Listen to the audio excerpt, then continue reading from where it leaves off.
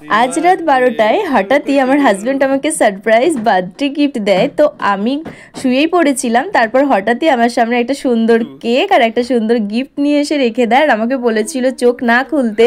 তো আমি খুলে দেখি আমার পেছনে একটা এত বড় গিফট, দেখে তো আমি খুব খুশি হয়ে গেছিলাম। তারপর আমি প্যাকেজিং খুলছি। আমি কালকে না এই প্যাকেটটা দেখেছিলাম পাশের রুমে, তো মামনিকে জিজ্ঞেস করাতে বলেছিল ওটা দাদার। যাই হোক, এখন দেখছি সে প্যাকেজিংটা আমার হাতে। তখন আমি মনে মনে ভাবছি এটার মধ্যে হয়তো আমারই একটা সুন্দর ফটো ফ্রেম করা আছে, কিন্তু তারপরেও মনে মনে ছিল ঠিক আমার কাছে যে এরকম সুন্দর একটা গিফট আমার জন্য ও রেখেছে।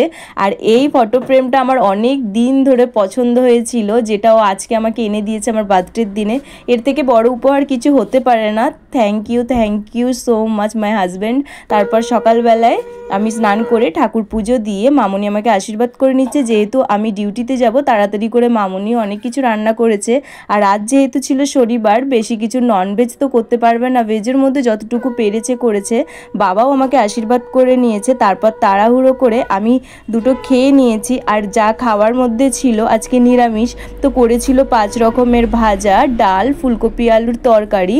এই দিয়ে আমি তাড়াতাড়ি করে খেয়ে কাজে চলে গেছিলাম। তো এইভাবেই আজকে দিনটা কাটে। টাটা এভরিওয়ান, দেখা হচ্ছে কাল।